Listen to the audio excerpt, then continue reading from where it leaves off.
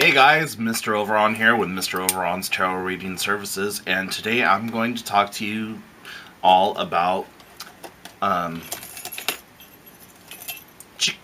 chicken feet. Yes, these are real chicken feet from a chicken that has been dispatched or whatever. And people always look at me weird when I'm getting these or posting about them on Facebook or my other social media. And I always get questions like, what are they used for, or where do you get them? Are you actually sacrificing the chicken and stuff like that? No, I do not sacrifice animals. I have in the past, but in my workings now, I was trying to think of a good way to put it, but in my workings now, I don't sacrifice animals. If there is a sacrifice that's required, I do a sacrifice of self. So I'll use my blood, my hair, spit, whatever it happens to be. But these are just regular, old, everyday chicken feet that you can pick up at most supermarkets. Especially if you are in an area that has like a lot of Filipino or Hispanic people. I actually get mine at Walmart of all places, and I get about 18 to 25 for right around $3. And I always have like a selection of them on hand, and this is just like one of my jars. And as you can see, it does look kind of cool in a nice jar, and I have that like sitting out on display. Excuse the cat, she's like going crazy right now. There's almost 2 feet of snow outside. She's been asleep all freaking day, and so why she's decided to perk up now is beyond me. But anyways, so getting back to chicken feet, people always ask me, what do you do with them? How do you use them? I have some notes in front of me just to make sure that I cover everything properly. So if you see me looking away from the camera, it's just to kind of like read on those notes. But they can be used for protection. They can be used for uncrossing work as well as crossing people. They can be used for like putting negative intentions on someone. When you cross them, they can be used as like as a warning. I like to make mine with jute rope and attach, like just hang them from my rear view mirror for protection. I have some over my front door and my back door. I have one up on my porch awning. It's like tucked away so you can't really even see it. And I also have one, I can't remember how I have it attached, but it's under my steps in my backyard. I probably should check it out and make sure that it's still there. You can leave them done natural like this. There's really no smell to them. The way that I fix them, well, not fix them in the spell sense, but the way that I prepare them, I have a dehydrator, and so I stick them in there and just let them sit in the dehydrator for a couple of days. They're usually ready within a day, but I like to let them get like super extra dried out, and that way I know that there's no smell or anything to them. If they do get wet, they do have kind of a musty, sour smell to them, but for the most part, there's really no smell to it at all. I've seen people take these and put like a clear shellac over them. A lot of times in like the South, or where there's a lot of Santeria, Brujeria, stuff like that, you'll see them painted. This is a white one that I've done up.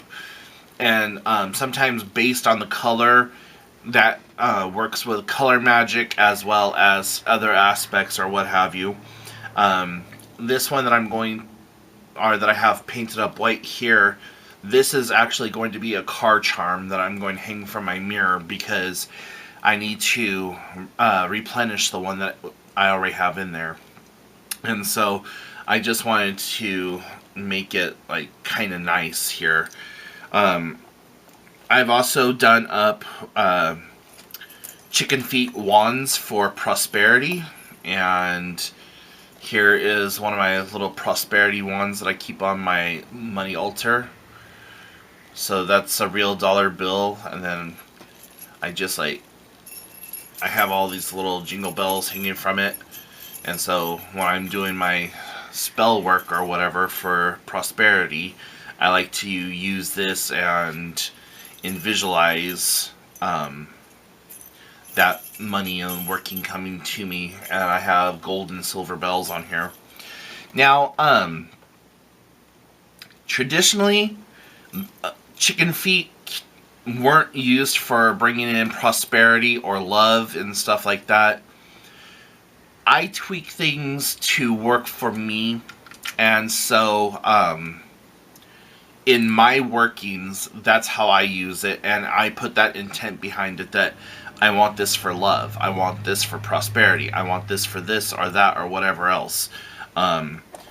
So like if I wanted it for love, I would paint the chicken foot red, or I would do it in pink. I know in Brujeria, Santeria, and Voodoo, and all those others, when it's a red chicken foot, it normally means that it's like a protection, or even like working against somebody. So, you know, if you want to be more traditional, then I would really suggest reading up on it. But that's just what I do for myself. Just reading off my notes here so that I can purvey the information to you. They could be used for protection, crossing and uncrossing work, but you also have to fix them and prepare them for the magical workings. You can't just start off with anything and then just call it good. So you have to put the intention into it. Primarily, chicken feet are used in both voodoo, hoodoo, and juju as charms for powerful form of protection. They are not used to bring love or attract love, but they can be used to protect your love relationship, though they have been used for a whole array of things. So, yeah, I'm not going to read the whole thing here, but again, that's more of the traditional use. In my everyday use, in my magics, I use them for everything. If I was going to use it for money, you saw I took a dollar bill and I attached it to the foot. I've seen some practitioners, and I've done this myself, where they will take the foot while it's still fresh and malleable and stick like a gold coin in there and then form the claw around it and dry it like that, so that the claw is always holding the coin. If you were doing it for love or to protect yourselves, like protect your marriage or whatever, you would do maybe like a clump of hair from you and a clump of hair from your partner, and have the claw hold it and dry it out that way. It could hold a picture of you guys. If you are working against somebody, you could do the same thing. But it's just all about your intent and the power that you put into it. This is just regular jute twine that I picked up at a hardware store. I got a big spool of it for like $3 or $4. I like trying to use natural fabrics and fibers when working with some of the more traditional items like chicken feet. I typically, when working and preparing my chicken feet to dry out, I typically just let them naturally form however they want. So that's why sometimes you'll see them like just in different configurations. Like this one is more clamped, and I have some in there that are just like flat. So I just kind of let the foot do what it wants to do. If you wanted to make a wand out of this, typically when you get them in the store, or if you are butchering your own chicken, you can cut the bone pretty much however you want, and then like insert a dowel into the bone and just kind of push the marrow out of the way. Even once they're dried like this, you can take a dowel and push it down in there. The marrow will be a little bit more brittle, so it'll sound like you're breaking. But as long as you're kind of gentle with it, you're not going to break the bone or whatever else, and then you can just fix it however you want. I also like to try to use a natural resin glue, but I'm out of the resin that I like to melt down to use, so I used hot glue instead. And then while it was still warm and malleable, I added in some herbs for extra protection. I did some ground up sage, rosemary, and I want to say like black pepper. It's been a while since I've created this one, but I just put it all together, and that's why it's got kind of like that darkish color to it, is just all the different ground up herbs that I have in there. But yeah, don't be afraid to play around with some of these things.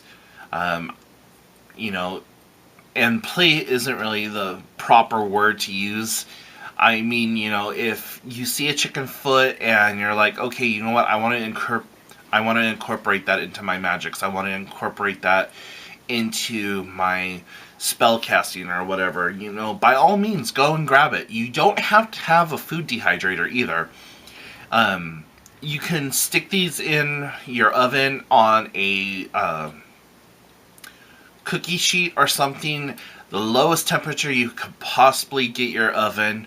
I've seen about 175 for several hours. Should dry it out. You may want to flip it every so often. There's been times where I've taken a little baking sheet, like a Pyrex pan, and put a layer of salt on the bottom, stuck my feet in the top, and then put a layer of salt on top of that. And then baked that for several hours. Now, what that does, I really don't particularly like that method, because the salt gets really crunchy from all the fat and the collagen and stuff seeping out of the foot. So, it gets just really kind of crunchy, and you get like these big clumps of yellow fat salt all around there, and then you have to break that off. But that does have its own magical purposes and properties and stuff like that. And being imbued with the chicken foot collagen and the fat, it can still be used for protection or things like that. It's not something that I use, but it is something that can be used for those things. Typically what I do is I will just chip it off the best I can, and then whatever's still attached to the foot, maybe take like a hard fistled paintbrush and like brush it off the rest of the way, or I might even just wet it and let water run over it and maybe let it just sit out to dry. But yeah, so there you guys go. Your chicken feet. Again, it's your magic. Do with it as you will. Just know that there is a traditional way. The way that I use them and work with them isn't very traditional, but it works for me, and I've had extremely good results. Also, it's best to charge your chicken foot with a prayer to Santisima Morte, who is also known as Santa Morte, the Lady of Most Holy Death, or Saint Death. The prayers can be used to charge your chicken's foot for protection. The protection incantation for Santisima Morte is Holy Death, my Lady, Mistress of Darkness and Coldness, I come before you and I employ your protection. My Lady, protect me and take care of me with your cloak from my enemies, the snares, the traps, and the vengeances. See through the darkness and take care of me, my home, and my family. In the name of the Father, the Son, and the Holy Ghost. Amen. Now you can use a chant or charm however you want, but a traditional charm or chant is said to Santa Muerte, or the Saint of Death. But yeah, so if you were going to charge this for protection and you wanted to use like a Wiccan prayer or more witchy prayer, then you would just hold on to it, and you could do up a whole ritual for it. Or if you just wanted to say something like, Blessed Goddess Mother Divine, hear this prayer of mine. I ask that you bless and imbue this talisman so that it will protect me from all harm and negative energies that would come into my home or come to me. Keep me safe and keep this dwelling safe from any and all negativity. As so above, as so below, so shall it be. And then just putting that intent into the foot. So, again, like I said, it's all about your intent and what you want to do. So, yeah. If you guys have questions, comments, and concerns, put them in the comments section down below. And if you haven't done so already, please hit the like and subscribe button and that little bell icon so that you can get notified whenever I update. And if you would like to have your tarot read, or if you would like me to do any kind of spell work or whatever, hit me up on the website www.mroveron.com. That's MrOveron.com. And you can also shoot me an email. That's mroveron@gmail.com. And you could always put your questions, comments, or concerns, like I said, in the comment section down below. If you would like for me to reach out to you personally, and for whatever reason you can't send me an email, leave your information and I will get back to you that way. Or if you go over to the website, there's a contact me section, put your information in that way. Also, if you haven't done so already, go ahead and follow me on Instagram, because I'm constantly posting stuff over there that I don't really post anywhere else.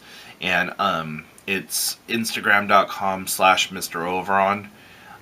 So yeah, anyways, thank you guys for watching, and I will talk to y'all later. Bye, witches!